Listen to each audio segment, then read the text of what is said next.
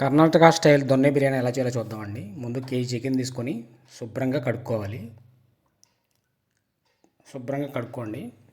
2 సార్లు 3 సార్లు శుభ్రంగా నేను చూపిస్తున్న విధంగా కడుక్కొని అందులో 1 టేబుల్ స్పూన్ కారం, 1 టేబుల్ స్పూన్ ఉప్పు, పింక్ సాల్ట్ వేసుకోండి. ఒక హాఫ్ టేబుల్ స్పూన్ పసుపు, 1 table spoon garam masala, 1 table spoon ధనియాలు వేసుకొని ఒక హాఫ్ కప్పు పెరిగేసుకొని నేను చూపిస్తున్న విధంగా కలుపుకోండి. మొత్తం అన్ని మసాలాలు కలిసేలాగా, పెరుగు అంతా కలిసేలాగా చికెన్ మొత్తం నేను చూపిస్తున్న విధంగా కలుపుకొని ప్లేట్ పెట్టుకుని గంట పక్కన పెట్టుకోండి. ప్లేట్ పెట్టుకుని గంట పక్కన పెట్టుకోండి.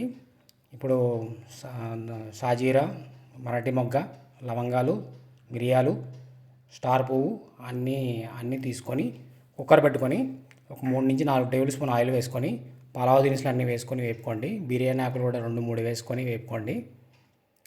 3 చీలికలకు కోసిన పచ్చిమిరపకాయలు, 2 ఉల్లిపాయలు చీలికలుగా కోసిన అవి కూడా వేసుకొని వేపుకోండి. తర్వాత 1 టేబుల్ స్పూన్ అల్లం వెల్లిపాయ పేస్ట్ వేసుకోండి. 2 టమాటాలండి, ఇవి కూడా చీలికలుగా కోసుకొని వేసుకోండి. ఇందులో ఒక హాఫ్ కప్పు పుదీనా, 1 కప్పు కొత్తిమీర, 3 నుంచి 4 పచ్చిమిరపకాయలు, అల్లం, 4 ఎల్లుల్లిపాయలు వేసుకొని పేస్ట్ చేసుకొని పక్కన పెట్టుకోండి. ఇప్పుడు టమాటాలు మగ్గినాయండి. మనం ఇందాక మ్యారినేట్ చేసి పెట్టుకున్నాం కదండి చికెన్, అది కూడా కుక్కర్లో వేసుకొని మగ్గించుకోండి. నేను చూపిస్తున్న దానికి నుంచి పైదాకా కలిసే వరకు మగ్గించుకోండి. మనం ఇందాక తయారు చేసుకున్నాం కదండి పుదీనా కొత్తిమీర పేస్ట్, అది కూడా చికెన్లో వేసి బాగా ప్లేట్ పెట్టి మగ్గించుకోండి. మనం కేజీ చికెన్కి హాఫ్ కేజీ రైస్ తీసుకుని నానబెట్టి పక్కన పెట్టుకున్నామండి. చికెన్ ఉడికిందండి. ఇప్పుడు ఆ రైస్ కూడా కుక్కర్లో వేసేసి కింద నుంచి పైదాకా తిప్పి కుక్కర్ విజిల్ పెట్టి 3 విజిల్స్ వచ్చే వరకు చూడండి.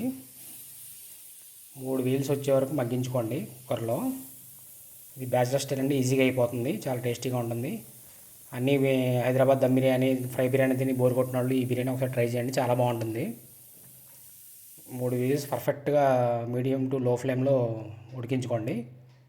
కరెక్ట్గా రెడీ అవుతుందండి. అందులో పైన నెయ్యి వేసుకొని గార్నిష్ చేసుకొని కింద నుంచి పైదాకా ఒకసారి నేను చూపిస్తున్నదాన్ని కలుపుకోండి.